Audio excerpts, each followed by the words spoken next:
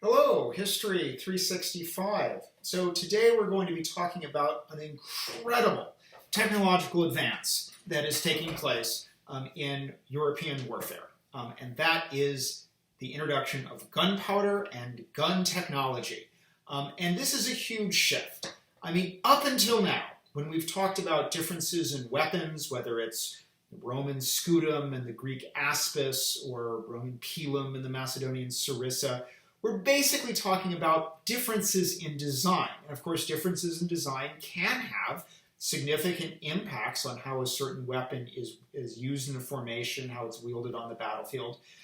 At the end of the day, though, we've been basically talking about the same set of Iron Age technologies: shields, spears, swords, axes, bows, arrows, and minor differences in between them. Now all of a sudden we're entering a period of rapid technological change, where rather than seeing sort of a shift in designs, we're seeing whole new technologies being developed in a competitive interstate environment and radically transforming the practice of warfare. Again, if you looked at the Bayeux Tapestry, it's not all that different from the kind of technology that you might have seen, say, in a late Roman battlefield. If, however, you look at the weapons and armor of the 16th century in the gunpowder age, it looks completely different. So let's begin our exploration of the age of gunpowder. Now, this will be accompanying your reading, which is just a great book. I've really enjoyed and learned a lot from it, and I hope you will too. And indeed, a lot of this lecture is going to be derived from that book, as again, I'm very much a pre-gunpowder military historian. Now, just in the realm of European warfare, there have been periodic attempts to use fire as a military weapon. And these have, even when they're successful, have usually not endured. So, for example, in 424 BC, the Athenians invade Boeotia. They hole up in a temple that they've basically turned into a fortress. This is after they've lost a pitched standard hoplite battle to the Boeotians. And the Boeotians want to expel them from this fortified temple. And in order to do so, they develop some kind of flame-throwing device that it seems causes sparks and flame to enter into the temple and to sort of burn the Athenians out. As far as we can tell, this is probably a kind of billows that blows air over a kind of flaming pot to sort of blow sparks in the hope that something catches on fire. So pretty crude. It's successful. The Athenians are forced to surrender, but not so successful that it really endures. It's kind of an ad hoc invention for a problem that you want to blow some fire somewhere. Once you've burned down what you want to burn down, it's basically it's a technological dead end, even though it's successful. Now, moving forward into the late Roman Empire, the Byzantines use a technology called Greek fire, again with a degree of success. And this is, they use it as a naval weapon. It seems what it essentially is some kind of petroleum product, so basically crude oil, that's being forced through a siphon. And so essentially it's like a super soaker, but a super soaker that shoots crude oil, and that is then ignited, and this allows the Byzantines to set enemy ships on fire, again with some success. That being said, while it is a moderately successful weapon, Greek fire as an incendiary weapon, it really is not an enduring weapon. Even though other people might find it useful, the technology doesn't really spread. And indeed, while we know that it's some kind of petroleum product, we don't have the exact recipe for exactly how the Byzantines refine it to make it an effective, again, kind of primitive flamethrower. Now, gunpowder is initially, when it starts off in China, as you were learning from the gunpowder age, is not used as a propellant. And again, for a true gun, The goal of the gunpowder is a propellant that builds up gas pressure in the barrel of the gun that shoots out the projectile on a predictable trajectory. That's what you need to have a true gun. Initially, the Chinese used gunpowder essentially in the same way that the Boeotians at Delium or the Byzantines and their Greek fire. They're simply using it as an incendiary device, a convenient way to set things on fire. Gunpowder being, while the recipes vary in their exact proportions, essentially a combination of sulfur, charcoal, and saltpeter, nitrates. And when those things are mixed together, the oxygen from the saltpeter, as it burns off, catalyzed by the sulfur, causes the charcoal to burn at a very, very high rate, releases gases all at once, and that gives you both your explosion for incendiary purposes, but also those are the gases that can build up in the barrel of a weapon. So the Chinese are initially using this as an incendiary device. They also quickly discovered that you can use it as an explosive device, oftentimes with the goal of exploding to either set things on fire or cause shrapnel to fly, even though frequently the Chinese are putting their gunpowder bombs into catapults in order to launch them. So it does take some time before the Chinese eventually probably are also the first to develop the true gun.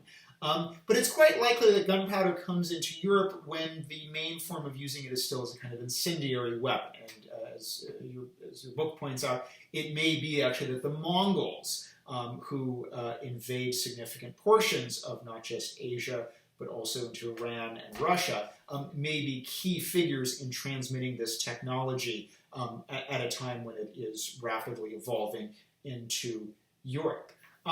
Now, again, the main weapons that the Chinese use before the development of the gun are fire lances, which is essentially, in some ways, it's a gunpowder charge that's funneled by oftentimes a bamboo barrel that's on the end of a lance. Again, not a true gun. In some ways, it seems that fire lances quite likely function as a kind of concussion grenade would today. It's held at the end of the lance. It's held close to the enemy. The explosion may possibly kill an enemy if you get really close, but more likely hurts them, disorients them, frightens them, spooks them, and with the explosion, that opens the door then for shock troops to follow behind, armed with lances, regular lances or swords. And indeed, your book discusses some Chinese tactics where the fire lance troops go first, but behind them are lancers and swordsmen.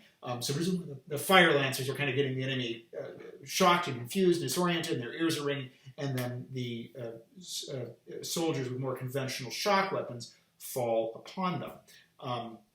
The Chinese, again, are also using various forms of bombs or grenades with gunpowder. And indeed, some of these do transition to European uses. It does seem that the Europeans tinker with fire lances even as they start to develop true guns. Now, the earliest evidence we have for a European firearm comes from 1326. This is a famous manuscript that shows a man-at-arms. Note he's wearing a full chainmail suit. He looks like essentially he's a knight. But firing off this very peculiar vase gun. And note that what he's shooting isn't a bullet or cannonball. It's basically a giant arrow. And indeed, it seems some of the earliest guns really did try to shoot out essentially giant darts, largely for anti-personnel purposes. So the goal of these very early primitive cannons used in the early part of the 14th century isn't to blow up an enemy castle or to knock down the wall.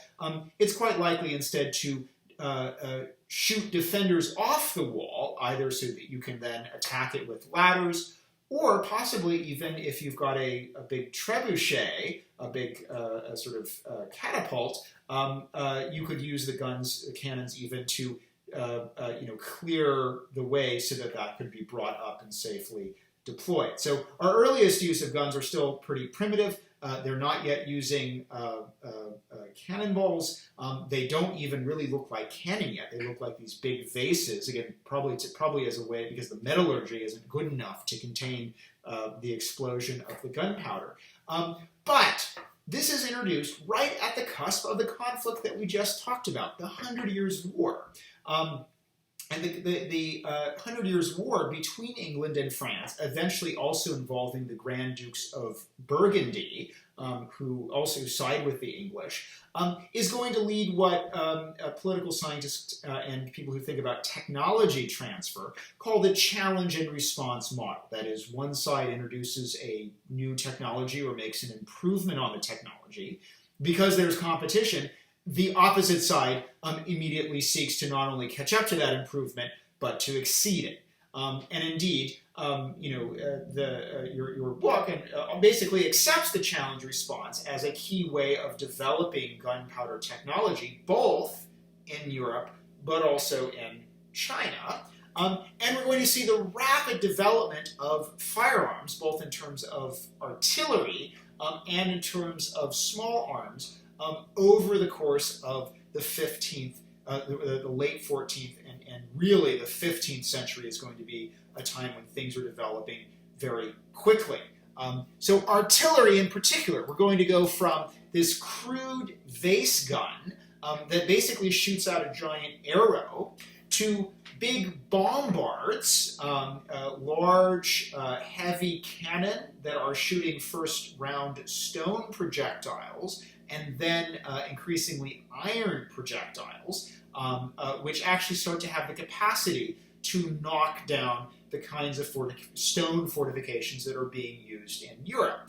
And indeed, as your book somewhat argues, it is quite likely that one reason that the Europeans develop artillery sooner is that there's a lot of stone fortifications that are in fact vulnerable to artillery if you can bring it up to speed.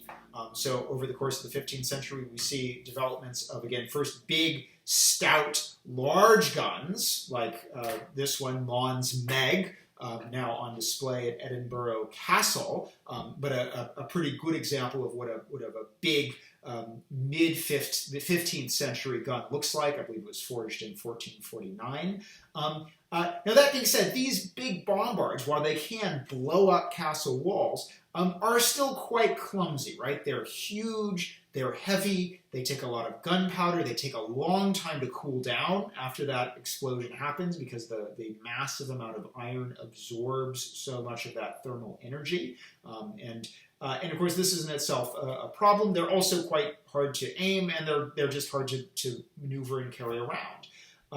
And one development that happens in the late 15th century is artillery actually thins down, it slims down. It gets the actual cannon get much thinner in the barrels compared to the actual diameters of the bore. This means that they cool faster after they're fired. They can be fired more frequently. And also, they're just much more maneuverable on the battlefield, even relatively large artillery for the purposes of sieges. And so indeed, by the time we get to the late 15th century, we're starting to see cannon that, again, look extremely modern, look like they could be on a battlefield, not just from the late 15th century, but the 16th, 17th, even into the 18th century.